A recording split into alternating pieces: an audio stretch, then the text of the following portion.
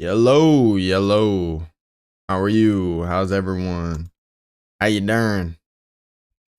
All right, still trying to get a good format of everything. Still trying to get a good organization of the days I want to do this, how often I want to upload every day, how often for the videos, the clips, the consistency, what I want to cover, what I want to talk about. Um, Obviously the channel is still new. Okay. So the channel we are currently 125 subscribers. So thank you very much. I do love and appreciate the support. I just talk about sports. I just talk about what I care about and what I'm watching in my free time to begin with, which are most of these interviews. So I figured why not start taking notes, start talking about them, start giving my takes online. And here we are. The support has been great. I just hope I'm not necessarily flooding with so many videos, and that's what I'm saying is I'm trying to get a nice flow of content where it's not so overwhelming where people don't want to watch, and it's not inconsistent where you don't know whether I'm going to post or not. Like when I took a break for a couple of months. I feel like over time we will slowly morph this into a very organized, well-oiled machine. And obviously there's only room to grow. There's only room to get better. Improvement every day. That's kind of how I'm looking at it.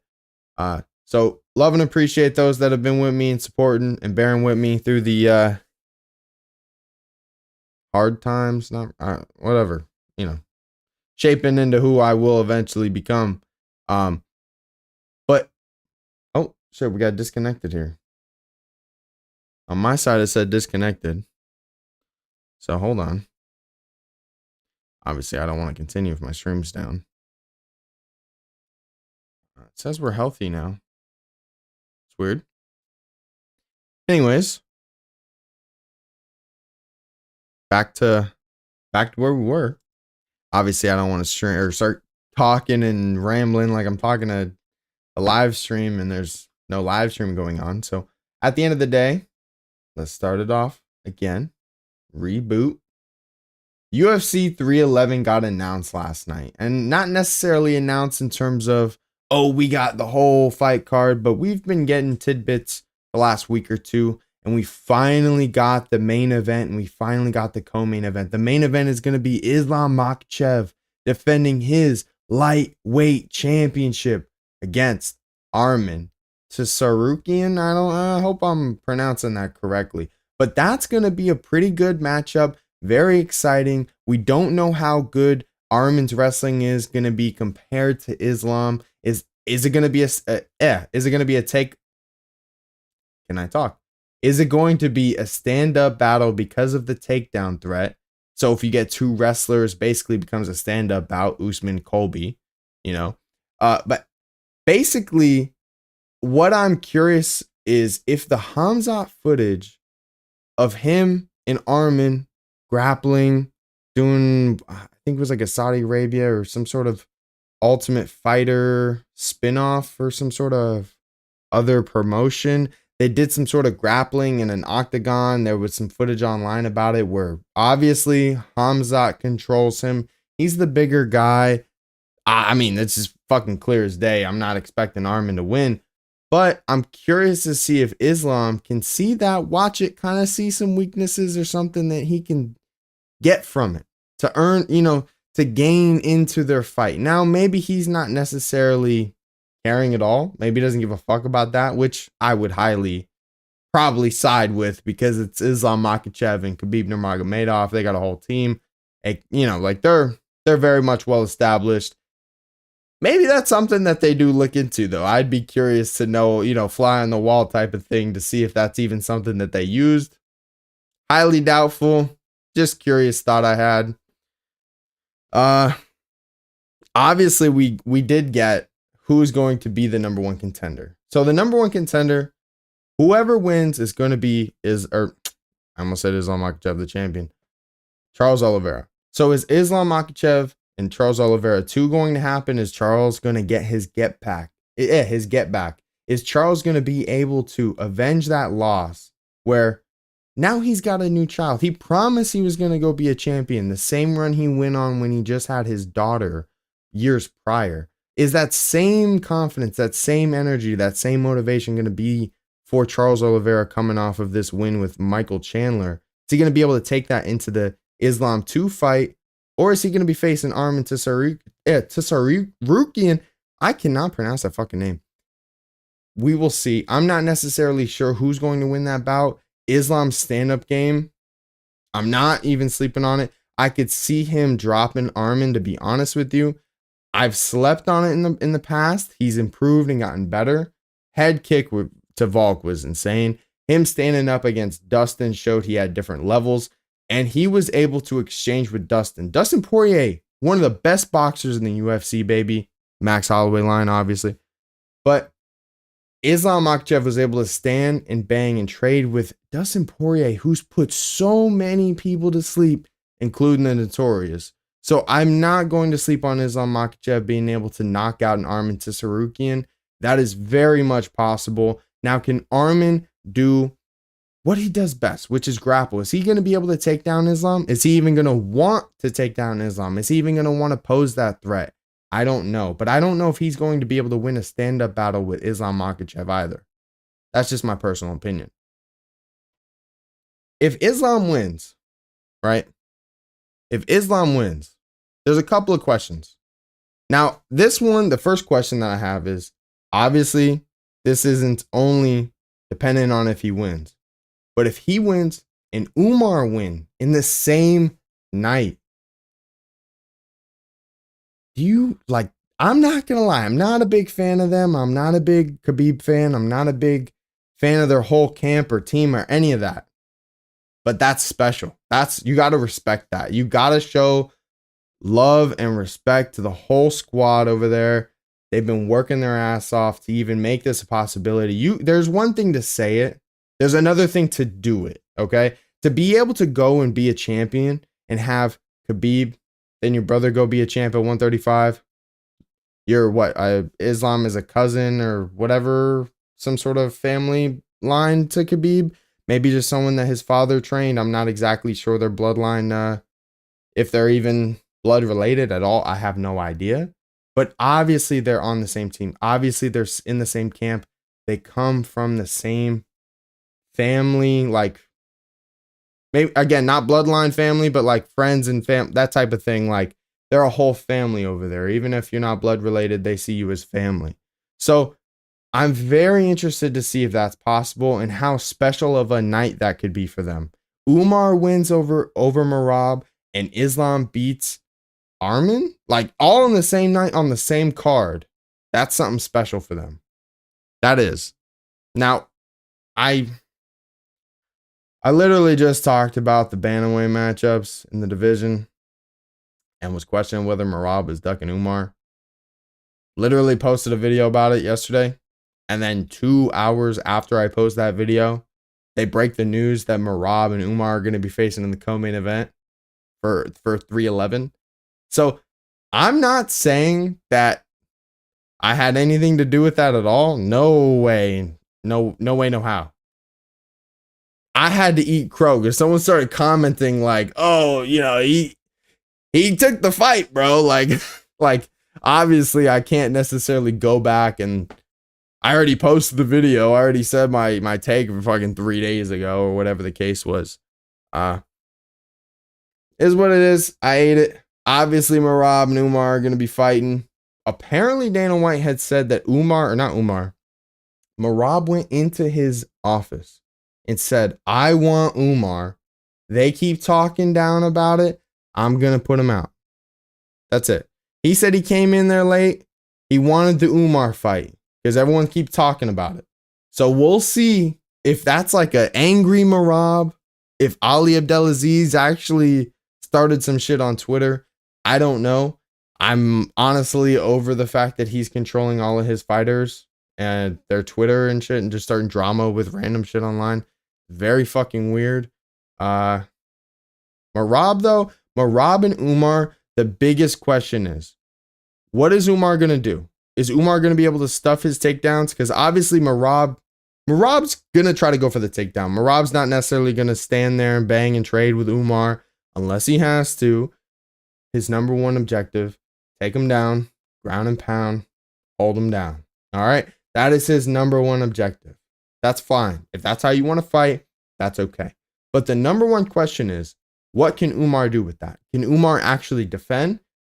I'm not assuming that he can because he's an Nurmagomedov, okay? I'm asking the question is, if he doesn't defend, how does he take the ground and pound? How is he going to get back on his feet? If he can defend, how is Merab going to actually deal with that? How is Merab going to deal with someone that is not going to be taken down so easy? I don't know. Obviously, there's going to be something that's going to have to give in this fight. And that's why it's intriguing. That's what's so interesting, even with the Arman and Islam fight. Personally, I can see Islam finishing it on the feet. But Umar, I could see Umar finishing it on the feet too.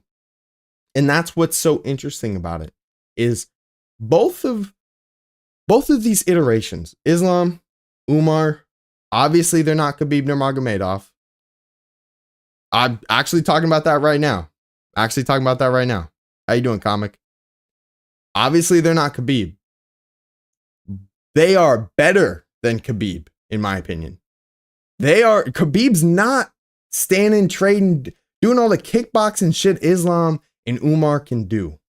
I can see Islam knocking out Arman, and I can see Umar knocking out Merab.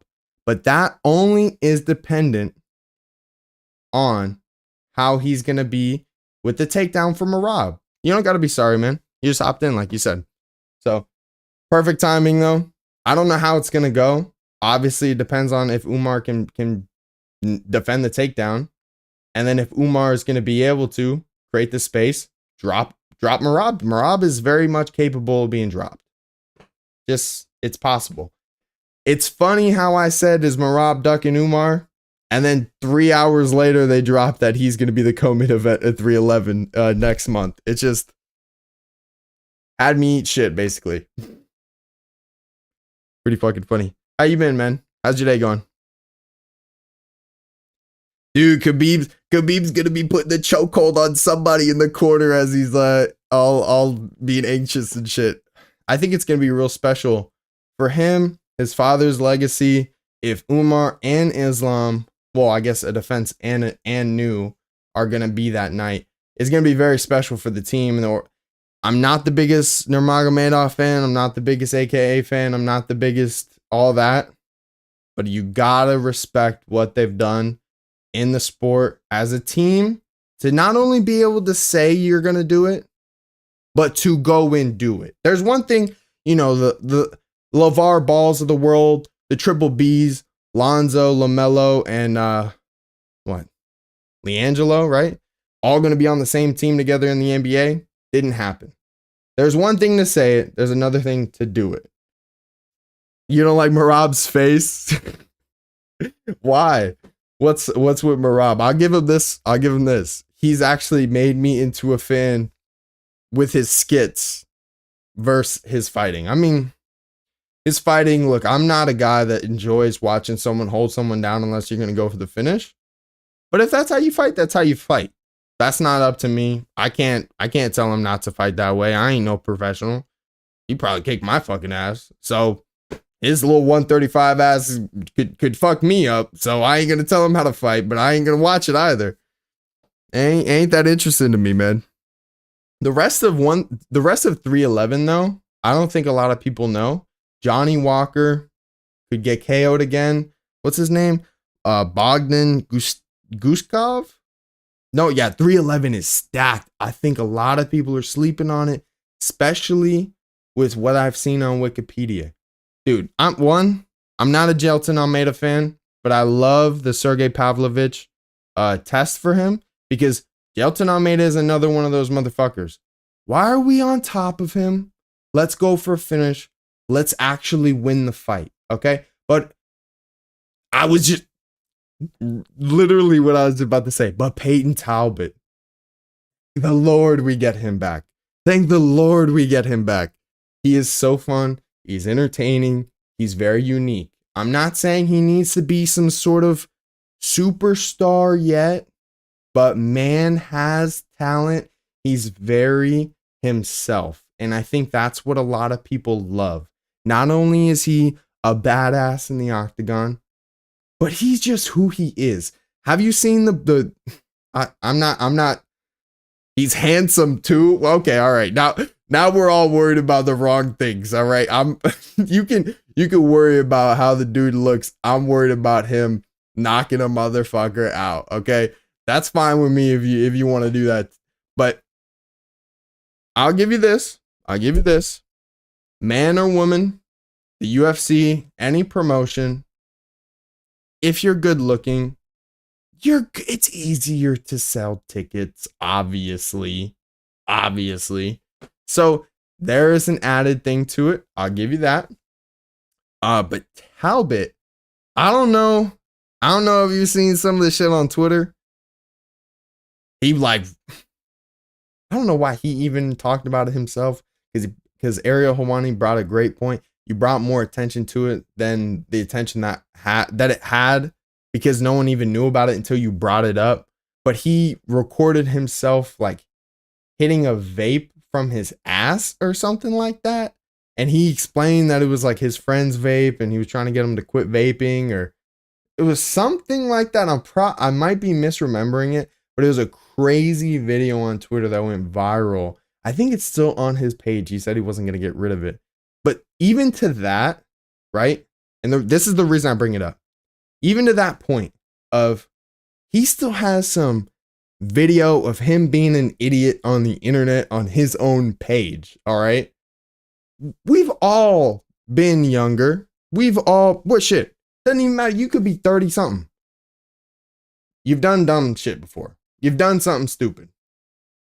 The reality is I can at least appreciate that he is his authentic self, whether it's online, whether it's in person, in the octagon, in a clip, in a tweet. You get who he is as a person versus a lot of the fake bullshit that you'll get with some of these other guys like a Colby Covington putting on a persona. That's why I love Peyton Talbot. It's more than just him as a fighter. It's who he is in interviews, online, just who he is. It's just entertaining. I'm very much interested. And the fighting is fucking a plus. All right. So we finally get him. And then Yuri and Hill. We maybe will be able to get past this Alex Pereira, Jamal Hill, Twitter drama. And maybe they can fight again. I'm not saying that Jamal Hill's going to win. I'm not saying that he's going to beat Yuri. But we might at least get a little bit more of an answer. Okay? So it's the same way I thought about it with John Jones and Stipe Miocic. All right? Get it done. Get it out of the way. Go deal with Tom Aspinall. Obviously, the pectoral tear delayed everything. But the same thing. His Achilles tear delayed everything. Go get it. Go get the fight done. Go deal with that. Go handle Alex Pereira if that's really what you think you can do. If you really want Alex Pereira, call the UFC brass every day for the Yuri Prohaska rematch. Just because he said that you'll get it if you beat Yuri, and go back in and face Alex. I'm not against you, Jamal. I respect you. But less of these, please. And just show us. I don't think you'll gain any respect from any fan. Not that you give a fuck. But if you want the fans to actually like you, well, I should take that back. You probably don't give a fuck. Just get back to work, please. As a fan of yours, I just want to see you get back to work. Whether you win, whether you lose, just get back to working. Get back in the octagon. If that's the last time that we've seen you, that's the last time that we've seen you. What's the quote? You're only as good as your last fight, or like something like that. Like, that's just true. People only remember you for your last fight. Get back in there. See what you can do. And okay. The last one that I'm super excited for, because we actually got Grant Dawson on this card on 311 versus Carlos Diego Ferreira. I don't really know who that is. No hate. But the last one, the one I'm very interested in, I think a lot of people might be sleeping on, bro. Kevin Holland versus Rainier de Ritter. I think is going to be a sleepy good fight. It's at 185. Very intriguing. Rainier de Ritter was a champion at one championship at 185. Him here in the UFC fighting at 185. He just won in the Contender Series. He won in the UFC. Let's see. Let's get him in here. I'm sorry. It wasn't the Contender Series. Why was I thinking it was the Contender Series? Regardless, he won in the UFC recently. Was on the post-fight presser. Had a whole interview. Kind of talking shit about one championship. I would love to see if he can make a splash here at the 185 division. Because it'd be very intriguing to see the talent level of one championship instead of a Demetrius Johnson going over there. And then we get like a who the fuck is Marias? Marias? Why am I blanking on the name? Adriana Marias. Thank you. Then we find out that, Adriana is on the level of DJ, and the DJ avenges the the loss and then wins twice. But ultimately, what I mean is, we've seen Ben Askren come back, from one championship over to the UFC. We've seen the talent pool. I would love to see Rainier de Ritter. Not saying he's going to go through Kevin Holland. Not pushing for that. But I just want to see the competition level of a one championship fighter. He was a champion over there. I think a 2-time champion. I could be wrong. But I want to see him climb the ranks here in the UFC just to see the competition level. Just to see the difference, to see how well he'll be able to do here. That's the one thing that I'm taking away from this fight. Kevin Holland, Rainier de Ritter, UFC 311. I think that's going to be a very, very good sleepy fight people are sleeping on. So I think that's the end of my 311 talk. And we got a little bit of interviews from Helwani Media Day. A couple of things I want to talk about. I've been saying Dakota Dicheva. That's wrong. I think it's Dakota Dicheva, something like that. I know I pronounced it wrong because the way he was pronouncing it was different. Either way, the PFL women's MMA, the face of women's MMA over in the PFL, Dakota Dicheva. I might have to get used to that. Regardless, she herself, Ariel asked her if she felt this way about herself, whether she was going to be the face, or if she is the face of PFL's MMA. And she said she's the face of women's MMA and PFL. Messing that up, that's like a whole tongue twister almost. That's messing up the words and shit. She agreed with Ariel Helwani that she was the face of PFL's women's MMA. There you go. That's the best way to describe it.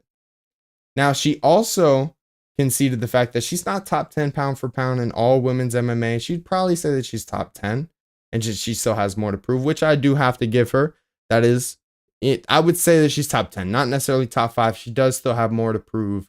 But where she's at right now, I think that she, in her own right, she knows that she needs to go over to the UFC, but she can't just yet. She has one more year over the PFL, whether it's a tournament, whether it's a super fight championship against Liz Carmouche, which she's kind of pushing for over in Manchester instead of another tournament run, even though she's not against it. She kind of came out of this tournament without many fights, or much of a fight, I should say, because she only got out of the first round twice, which was this championship, in the second. So she's pretty much kind of cleared out the women's strawweight division over there at PFL in the tournament. And she's kind of looking for some more competition, whether it's Bellator, or maybe we do get that crossover between the PFL and the UFC with the John Jones and Ngannou matchup. That'd be pretty fucking cool. So ultimately, she's 26. She said so herself, that she has a lot more fight in her, that she's not necessarily worried. She's got a lot more time, that she'll have enough time to go over to the UFC when she's ready. And the reason that she even signed with the PFL, well, it's because they opened up the PFL Europe, and then Brandon Loughnane, someone from her hometown, someone she knew, someone training from her gym, was with the PFL. And obviously he's been treated very well over there and one of their biggest stars, even though he's coming off a loss in their championship. And he kind of convinced her to sign with the PFL. So ultimately, she is kind of a homegrown PFL talent. And I will give them that. There are, a couple of fighters that have grown their brand over there and who have kind of started over there. And she would be one of them. I would say she's probably the most homegrown PFL talent that they have. A lot of the bigger names like a Francis and stuff, they've been signed from UFC, etc. She's kind of been brought up through the PFL and through their, PFL Europe and their tournament. So it's good to see that she's been getting the recognition, not only from the PFL, but MMA, the MMA community in general, to be honest with you, because whether you're a big fight fan, you probably don't know shit about the PFL. And she's very, very much talented and deserves to get those type of eyes. And I hope that she can be over to the UFC pretty soon. Next year, hopefully, when she's 27, 28. She's undefeated, 15-0. She is the real deal. Just, we don't know. We got to see her in the UFC. We'd love to see that. And who else had some interviews? Shavkat Rakhmonov talked about Usman, Leon, Colby, Jack Maddalena, Sean Brady, all of them saying no, not stepping up to the plate, not getting the number one contendership the number one contendership fight against him. Instead, Ian Gary is the only one to step up and accept the bout. Got to give love and respect to Ian. The show must go on. He could have just sat right back and said, hey, I'm going to be facing Joaquin Buckley. Good luck. The show must not go on. But he stepped up when the UFC called. Funny enough, he actually tried to be the backup, and the UFC denied him. And then a week or so later, Bilal had to pull out because of the toe injury, and they end up calling Ian Gary. Showing up, saving the show, taking it on shorter notice a week earlier than he's supposed to fight, and a completely different opponent. Some do say, the boogeyman. His prediction is first 2 rounds, it's going to be a little difficult. It's going to be keeping distance. The next 2 rounds, he's really going to pour it on him. And in the 5th round, Shavkat's going to gas out and he's going to be able to KO him. We'll see. He has said that, he's 8 fights into the UFC. He said it would take him 6 to get to a championship after his 2nd win. And this is his 5th fight. So we'll see. We'll see. He said that Shavkat, he was expecting to get the belt off of Shavkat, but this story is much better. Beat Shavkat to go and get the belt and then reign over the division like a John Jones and Izzy, a George St. Pierre. We'll see if these words can reign true, because these are very much high stakes. I'm not against it. I'm not rooting against you. I do honestly love and respect the confidence and the talent that you do have. I think a lot of people are sleeping. And I think what's odd, like very, very odd, I've never seen so much of a consensus of MMA fighters. Like, there was a reporter at Media Day who asked every single fighter at the end with his questions whether they had Shavkat or Ian Gary in the co-main event. And a lot of fighters sided with Ian Gary getting it done, whether pointing him out towards the decision or KOing him, which I think could be some insight. I'm not sure. Very interesting to see. Very much of an overwhelming agreeing take by basically almost all the fighters. So I don't know. Take that for what you will. Ian Gary is not necessarily as much of a dog as Vegas thinks he is, to be honest with you, in my opinion. I think he has a definite chance in KOing Shavkat.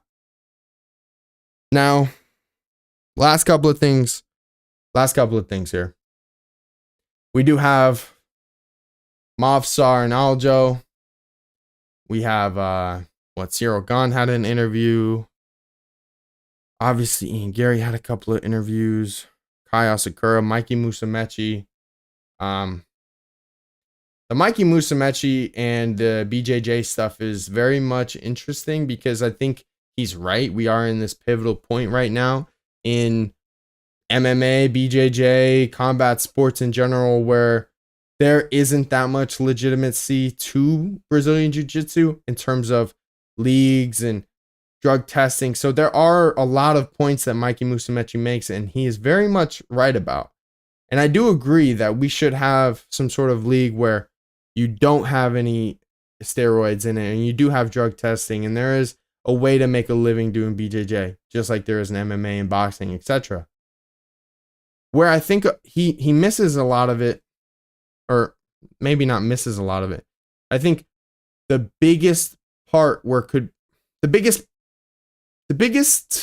problem that could come from all of this is the backlash from the BJJ community and how much they are tied to these different competitions and tournaments and steroids. And yeah, I mean, just look at what Gordon Ryan did. And he came out with a whole post attacking Mikey Musumeci, basically not being loyal enough to any of his teams and just kind of hopping around.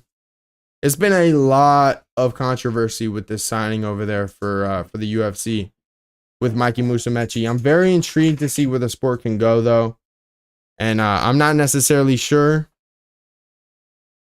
how far he's going to take it, but I know he's going to actually do something special with it. I know that.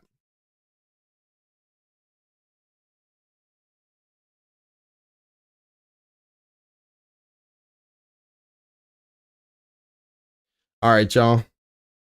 About 30 minutes in. I didn't want to cover crazy amount like I did last time. We did an hour and 15. Not that I don't want to go live longer or talk about more things. I'm trying to figure out, kind of cut out the fat type, per se, and get to the point. Have some really, really good research done, and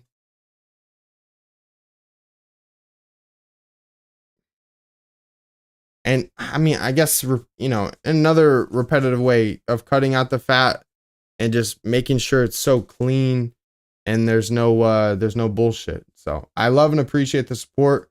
I do my best to keep cranking out videos and clips, keep doing the research, keep coming out with different talking points and questions, and whatever the case is. Thank you all very much, and I'll see you in the next stream. Could be this weekend when I do react to 311 or 310. My apologies. See y'all then. Peace.